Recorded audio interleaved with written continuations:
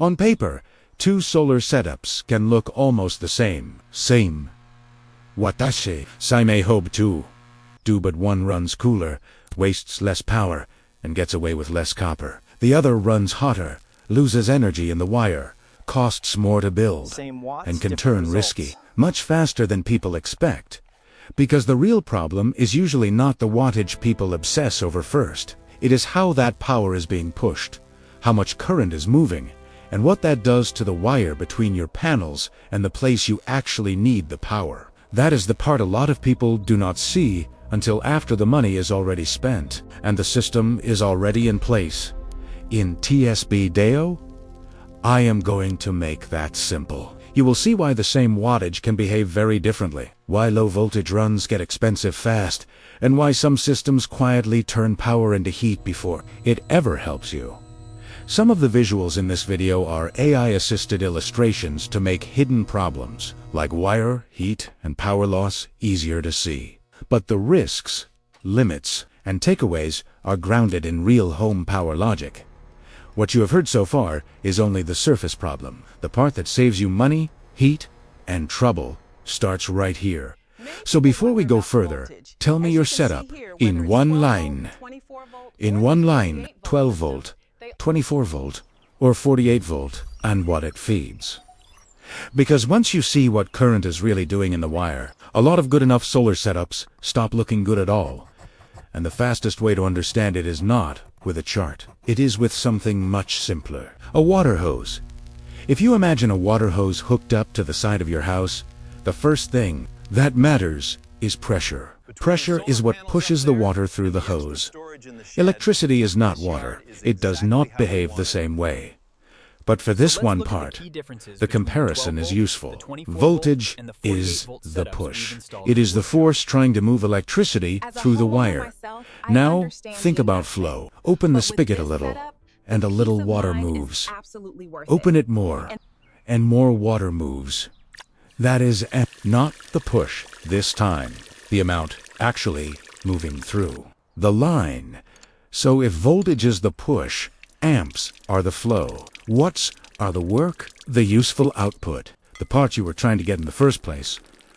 Let us say you are trying to hose off a dirty patio. Dust, leaves, sawdust, bird mess, all of it stuck down.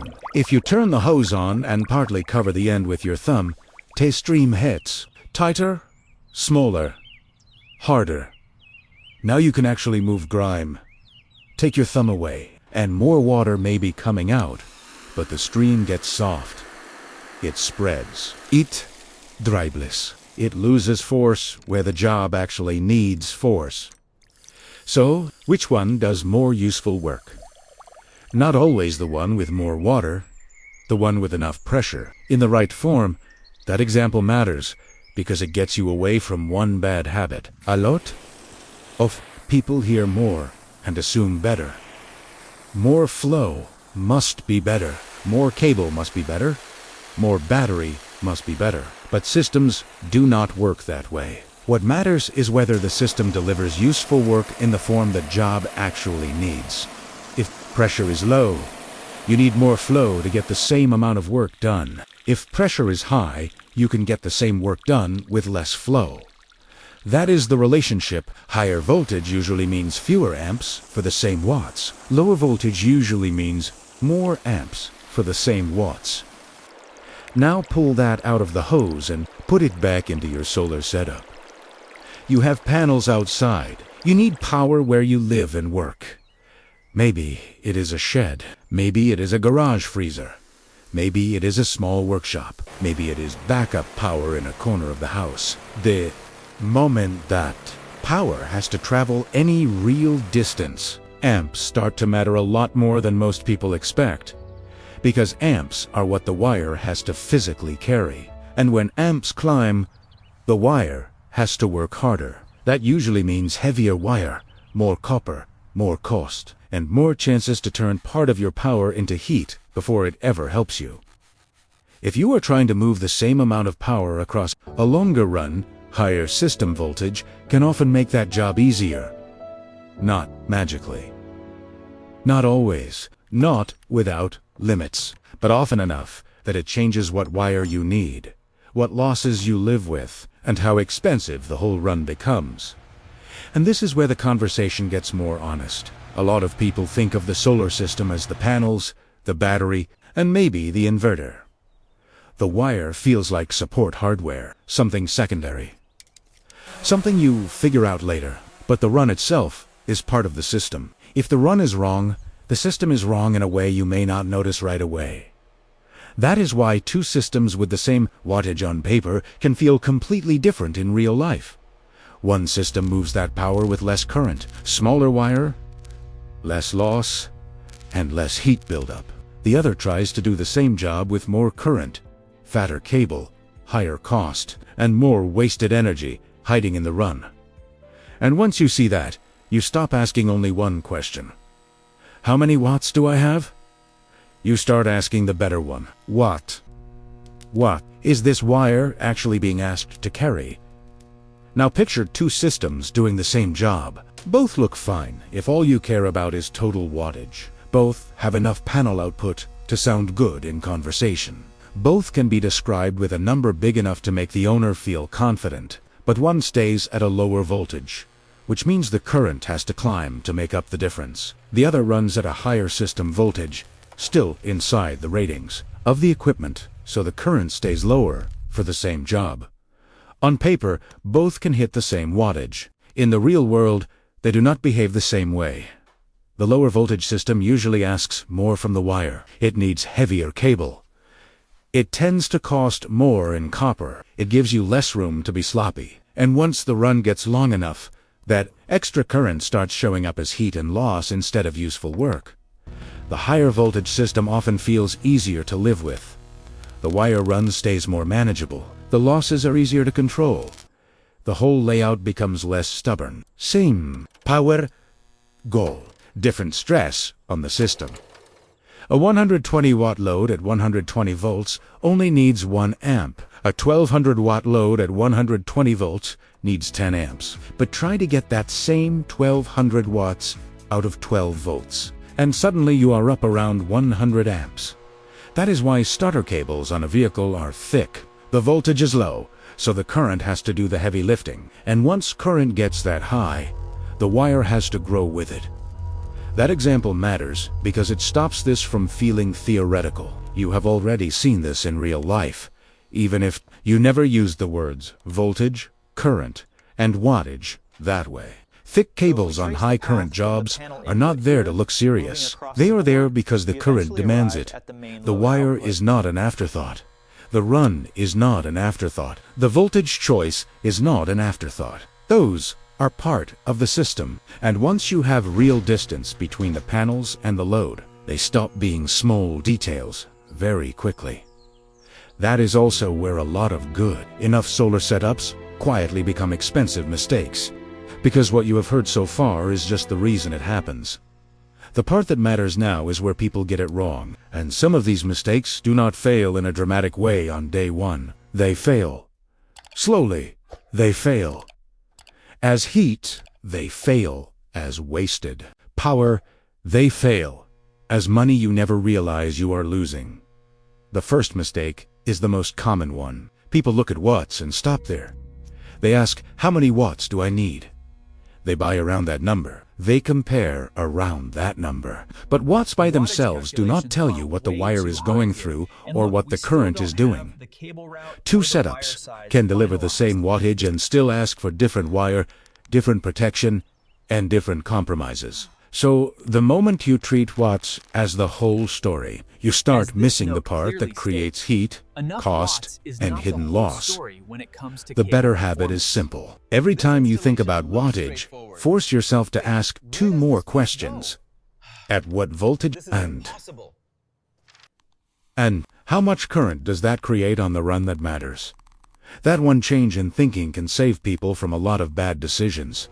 It changes how you look at layout. It changes how you price a project. It changes how you think about long runs. And most importantly, it makes the system feel more real before you build it, not after the problems start teaching you in the expensive way.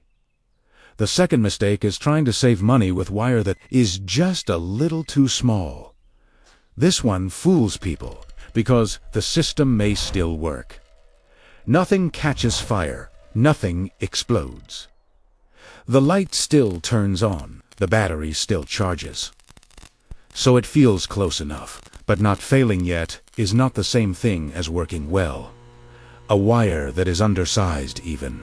A little can still burn off part of your power as heat. You may be making one number at the panels and getting a smaller number where the power is actually needed.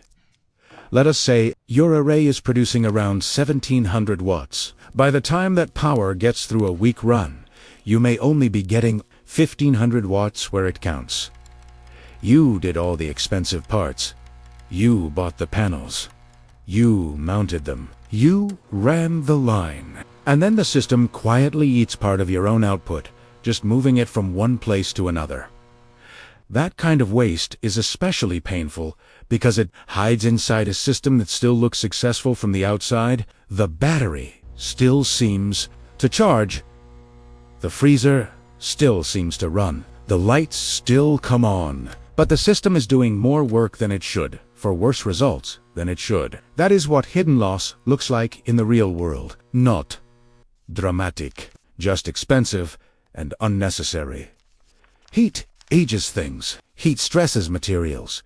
Heat narrows your margin. So even when a run is not bad enough to create obvious damage, it can still make the system weaker, less efficient, and less forgiving. That is why wire sizing is not just about safety, it is also about performance. The third mistake goes the other direction. People hear that higher voltage can help, and then they turn that into a lazy rule. Higher is better. Just increase the voltage. Problem solved. No, not like that. Higher voltage only helps when the rest of the system is built for it. Your wire has ratings. Your controller has ratings. Your inverter has ratings. If the voltage goes beyond what those parts are designed to handle, the system stops being efficient and starts being dangerous. That is the trade people need to hear clearly. You are not chasing the highest voltage. You are chasing the most sensible system voltage for the job, inside the limits of the hardware, with the fewest losses and the least stress on the run. That is a different goal, and it is the kind of goal that saves money instead of creating a bigger repair bill later. This video is about understanding the logic. It is not a substitute for a wire gauge chart. It is not a substitute for equipment data. It is not a substitute for correct fuse sizing, breaker placement, or local electrical code. And it is definitely not a reason to freestyle your way into a higher voltage system because the general idea sounded good. There are cases where the benefit of changing system voltage is small. A short run changes the conversation. A small load changes the conversation. A simple plug-and-play setup changes the conversation. Sometimes the smartest answer is not to redesign the whole system. Sometimes it is just to respect what the small system can actually do, and size the wire honestly for that smaller job. That is why this is not a one-answer video. It is a better question video. It teaches you what to ask before you choose. Wire layout or voltage strategy. So here is the practical checklist. This sample is clearly thicker. How much power are you actually trying to move? How far does it have to travel? What voltage is your system running now? How much current does that create on the run that matters most? What is that wire actually rated for? And are you solving the right problem? Are you trying to cut current, cut loss, cut heat, cut copper cost? Or are you just hoping the system feels strong because the panel wattage sounds impressive? Those are better questions than how many watts do I have, because once the run gets long, that one question is too small for the job. A lot of people are not building solar because they want a hobby. They are building it because they want less dependence, less waste, less trouble during outages, a more reliable shed, garage, cabin, or backup corner of the home. That means the goal is not just output. The goal is useful output that arrives where you need it without cooking the wire, or wasting part of the system on the way there. And that is why this topic matters so much more than it looks at first. It is not just about electrical vocabulary. It is about whether the system you paid for actually delivers what you thought you bought. Reliable power is not just panel output. Reliable power is panel output that survives the trip. So let us lock the lesson in. Voltage is the push. A, the amount actually moving. Watts are the work you are trying to get out of the system. If you want the same watts, higher voltage usually means lower current. Lower current usually makes the run easier on the wire. And once the run is easier on the wire, you usually get less heat, less loss, and less money wasted where it should never have been wasted in the first place. But that does not mean always go higher. It means think like a system builder. Stay inside ratings. Size the wire honestly. Respect the run length. And stop treating wattage like it is the only number that matters. Because the strongest setup is not the one that sounds biggest. It is the one that does the job with the least strain, the least waste, and the fewest ugly surprises later.